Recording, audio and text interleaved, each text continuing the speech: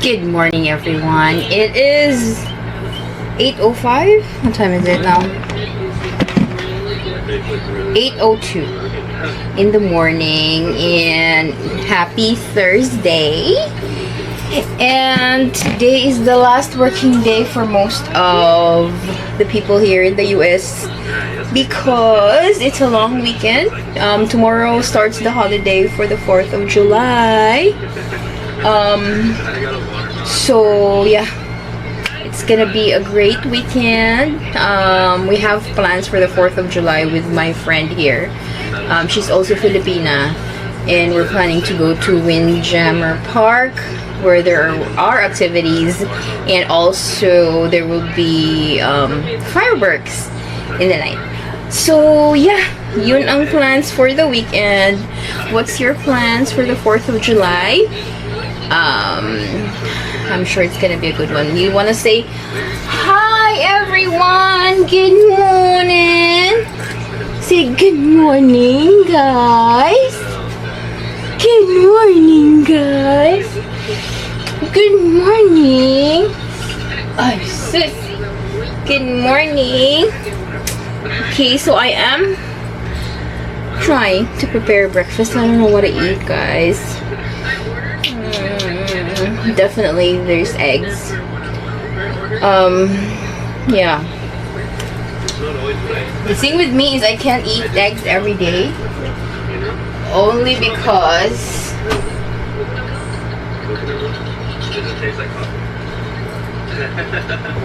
because I'm drinking iron. And I didn't know that.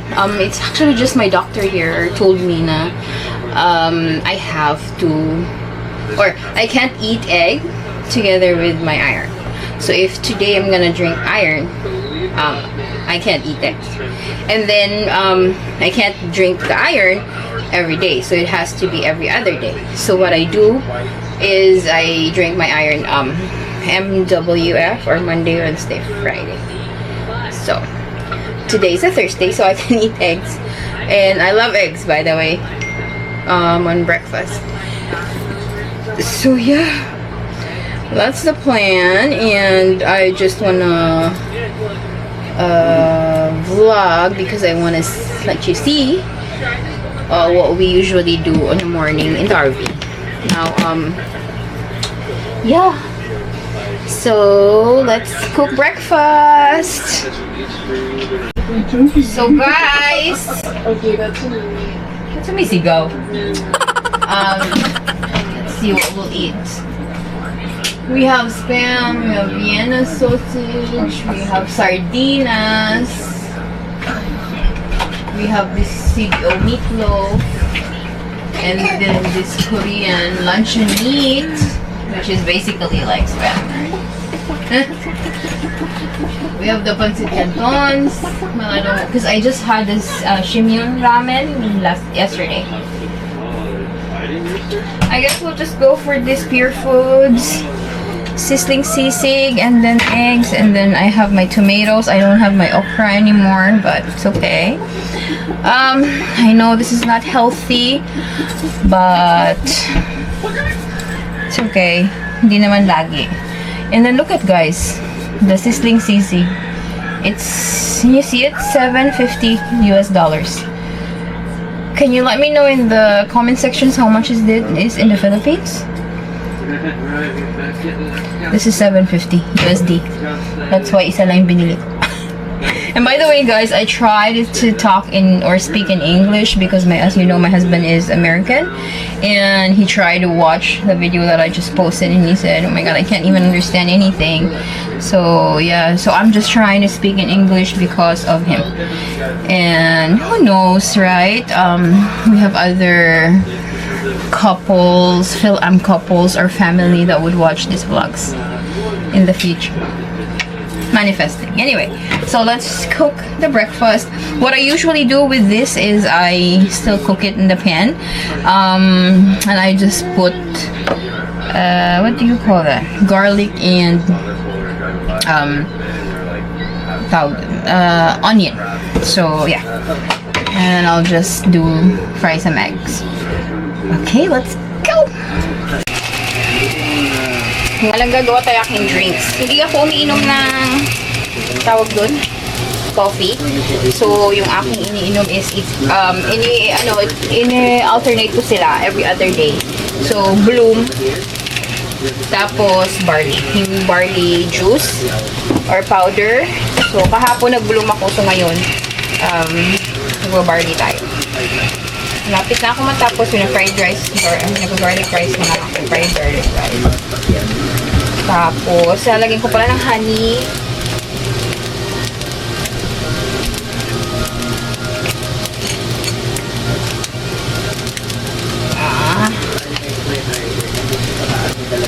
And then water. So, yeah. It's gonna be my drink for the breakfast. And I rarely, ano ba talaga? Barely or rarely? Drink hot chocolate or any hot drink. For some reason, gusto ko yung cold drinks in the morning.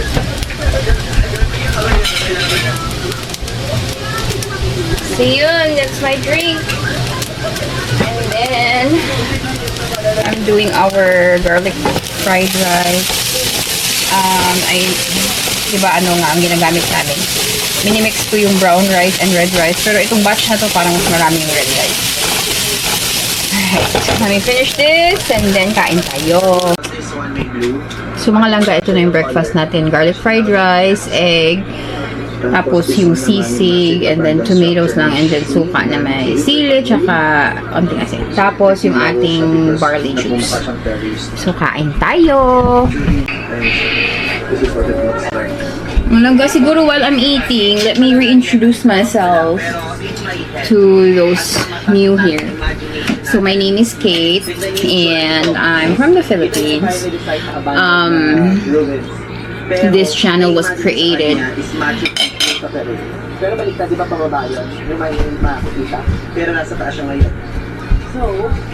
so this channel was created when I was still in Qatar.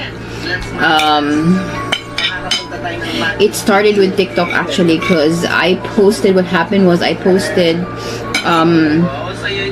a TikTok about my old iWatch. Nah, I'm not using it anymore. So I asked viral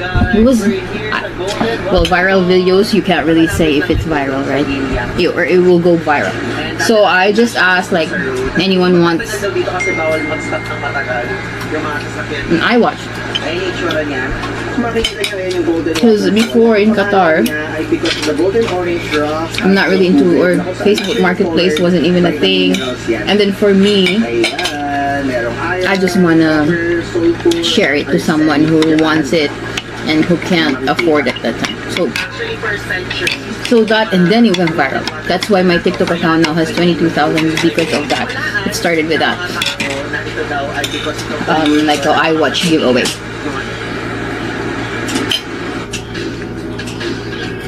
And then after the iWatch, it went to, I think, cell phone, and then laptop. So I had a few giveaways. And then my langga, I call them langgas. My langga told me to vlog and post it also in YouTube, so that's what I created. And then this channel. So that's how it started. And yeah, I was working in Qatar since 2005. So we left there 2024. So it's like almost 20 years. In Doha. And then dun ko na rin na-meet yung asawa ko, si Mr. sa Qatar. Ay, nagka-baby kami eh. Hindi na ako nanganak kay Chas. Ano lang, sini-RBA lang namin siya. We got a CRBA from the American Embassy or US Embassy to get his citizenship, US citizenship. So yun. So we were in Qatar for, I was there for 20 years. And then Sinister was there for, I think, 9 years. And then unfortunately, the base where he was working, closed down. There are two bases in Qatar, US, air base and military base. He was working for the military base.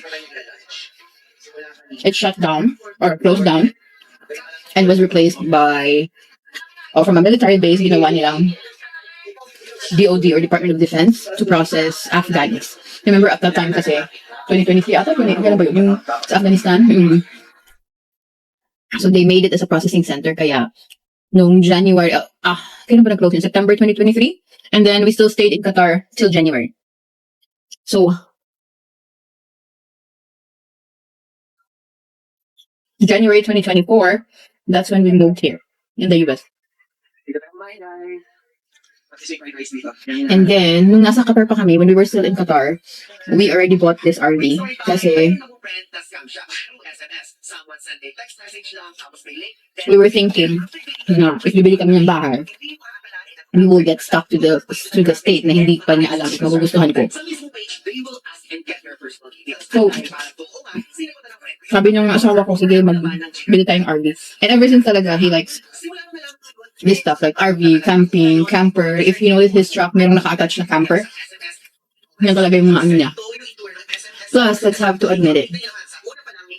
Napakamahal ng mortgage ngayon dito sa US.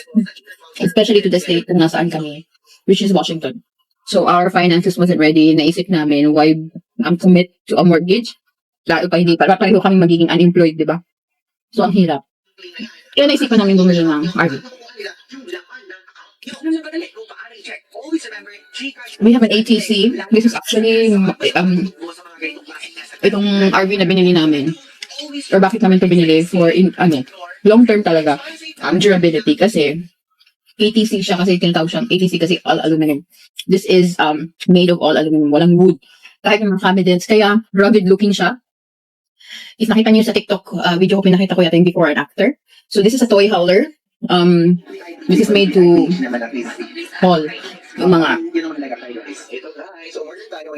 ATVs, mga bikes if you go camping. So, bakit ito yung pinili namin? Kasi nga, gusto ni Mr. yung all aluminum. Ayaw niya maglalo isipin yung maintenance ng RV. Kasi meron naman talaga yung mga RV na ang itsura ay talagang bahay na.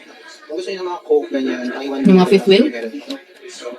Kaya lang, may wood yung mga yung cabinet, and then hindi siya all aluminum. So, tendency, what is wood, right?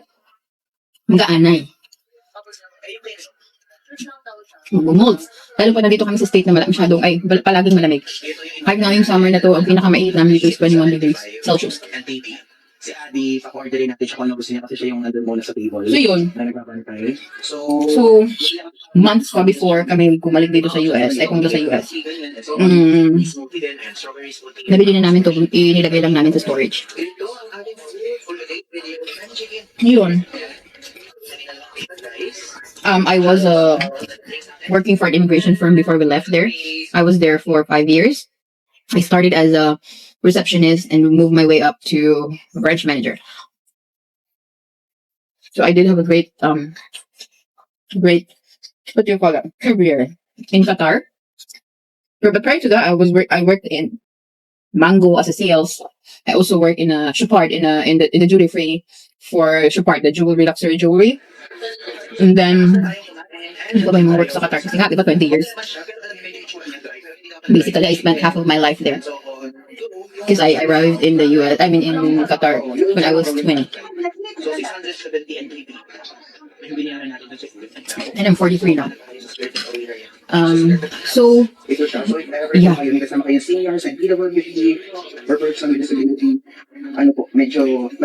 Kaya nung pumunta kami dito sa US, I guess for everybody naman, marami akong nakikita sa TikTok na talagang kahit yung mga Pilipina galing from the Philippines, malaki yung adjustment dito sa US kasi yung culture talaga dito is very individualistic. Lagi yung sinasabi ni Kuya Kurt. Hi, Kuya Kurt. Kasi sa mga makikita ni Kuya Kurt yung vlog ko, diba? You know Kuya Kurt, the American who loves to eat in Carindelas in the Philippines, and I think he's staying in the Philippines now for good. And then, he speaks really good Tagalog. So yeah, he always says that the Americans are very individualistic compared to Filipinos, where we are very like family oriented. Yeah, what do you want? Wait, Mama's still eating. You want your fries? Mama will cook fries now. Wait lang mga langga. Yeah. As I was saying. So, isa yan sa mga biggest adjustment ko dito kasi pakalungkot. But, yeah. Why Washington? Kasi nga, nandito yung mother-in-law ko. Pero if si Mr. lang yung papipiliin, gusto niya sa South Dakota. I don't know why, but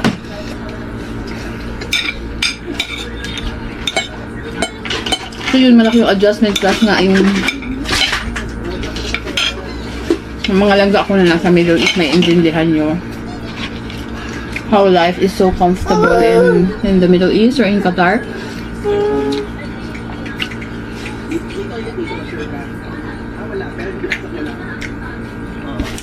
What are you looking for? Binky? Okay. Let me watch the Binky.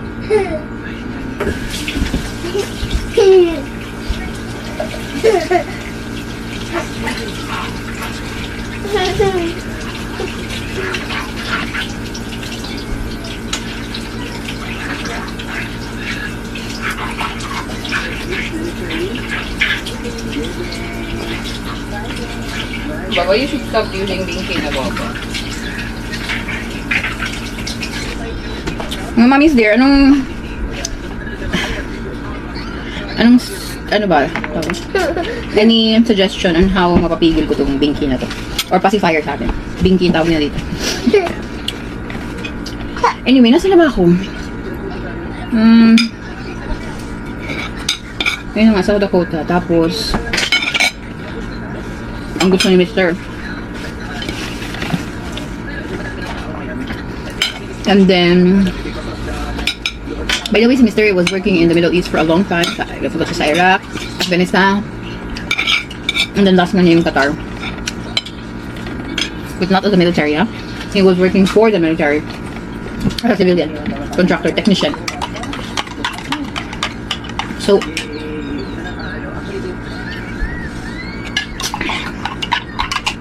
So when we moved here,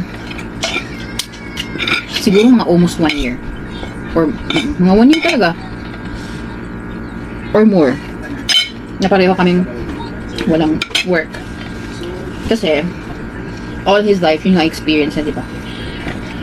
Eh, at that time, wala pa namang hiring. Wala siya makita hiring. Tsaka walang base na malapit dun kung saan kami nakatira sa Ridgefield, Washington. Malapit siya sa Vancouver, Washington. Malapit siya sa Portland, Oregon. So,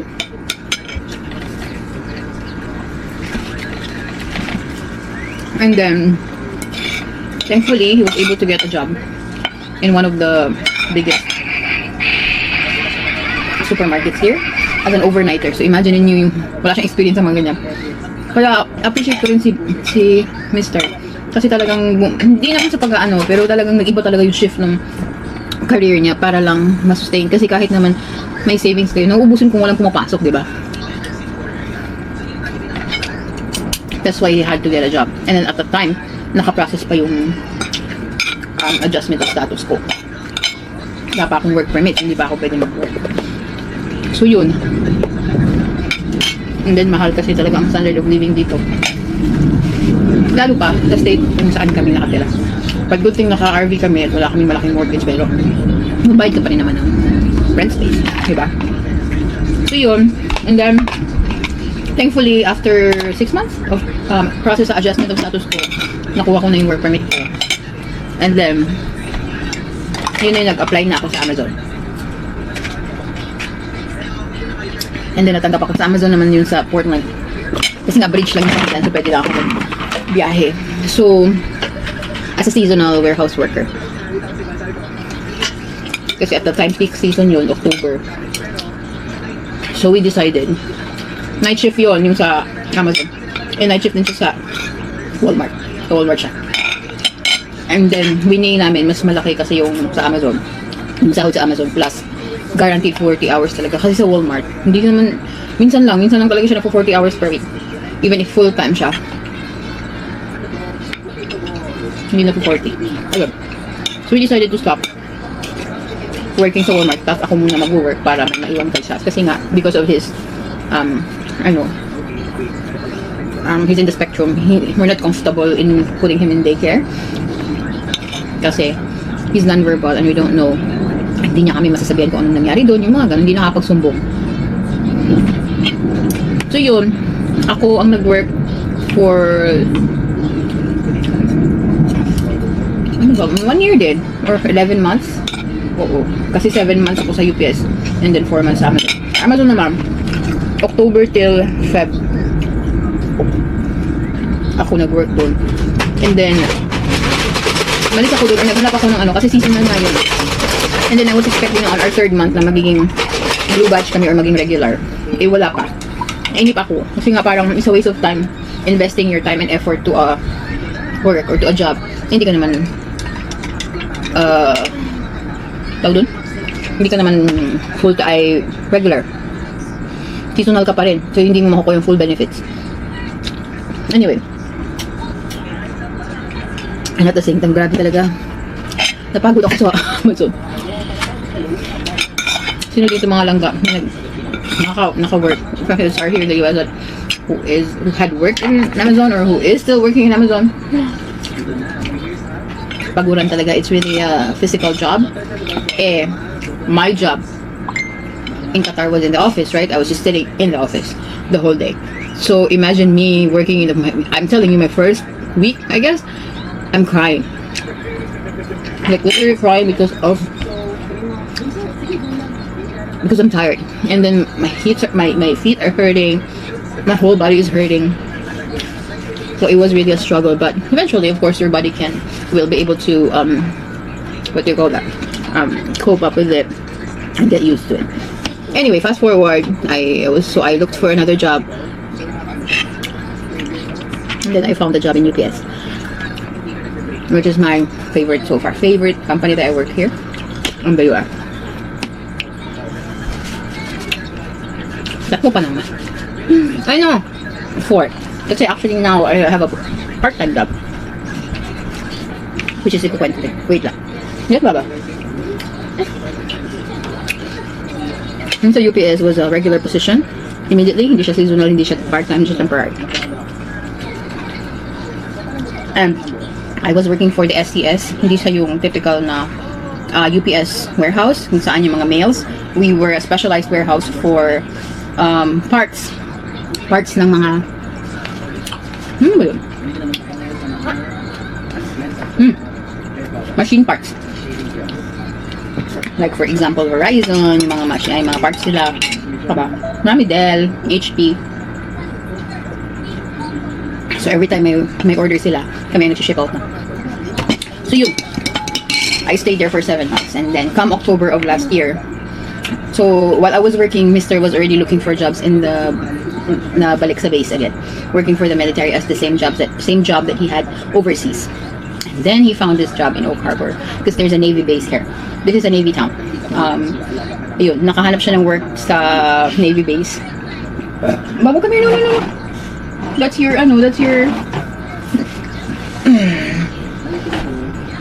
thank God he got this job. Of course, mas malaki yung sahod for sure. Naka-triple yata sa sahod ko. So thank you talaga, Lord. So yun, that's how we ended up here in Oak Harbor. So we relocated, we traveled. But this is medicine, okay? This is not free. If you want, you can take this. So we moved our RV from Portland. Oh, by the way, my mother-in-law is living in Ridgefield, Washington. But we parked the RV in Portland, Oregon kasi nga UPS, Amazon are there. So we initially, when we arrived here in the US, we parked it in Vancouver, in Ridgefield area there. And then when I got the job in Amazon, eventually we moved to RV park in Portland. So that's where we stayed until we moved here. So yun, so we moved our RV, our entire house. You know, that's actually one of the advantage of having an RV, because if we lived in an apartment or if we had a house in Ridgefield or in Vancouver, Washington, or in Portland, you still have to think of it selling or having it rented. Or if we were in an apartment, you still have to worry about the lease agreement or the contract and all this jazz. So that's why it was easy. It was an easy move for us because we literally just have to move everything with our house with us. So it's a 6 hours drive. We had to take a ferry because again this is an island. So yun. So him and Chaz were in the truck, his truck, who was towing this. So yun ang naghila ng RV namin. And then I was driving alone with my car. I just followed them. So that was a 6 hours move. And then we moved safely here. So that's the story. That's the story of our life. Somehow you already got to know me and my family. If you have more questions or sorry, excuse me, suggestions of videos that I can make about RV living or anything, just anything, please do comment down below and let me know what you want to see in this channel. I will do my best to do the video.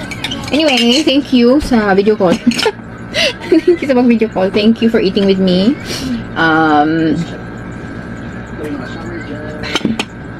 Yeah, this is really my passion, vlogging. So I'm just really manifesting and hoping and praying to God that I'll be able to reach out to as many as possible. Anyway, so that's it for today's vlog. This is just getting to know me, our story, and how we ended up in this place and why are we living. So yun lang mga langga. Thank you for watching and thank you for staying with me yapping. And I know my story is like all over the place, but thank you for being with me and eating breakfast with me, and I'll see you again later on my next vlog. Thank you. Love. Oh, by the way, please don't forget to subscribe and then comment, like, and then share this video, please, so that I'll be able to reach out to as much as I can. Okay? Thank you. No, Baba. Baba is trying to get you guys. Thank you for watching, mga langga. Love. See you on my next vlog.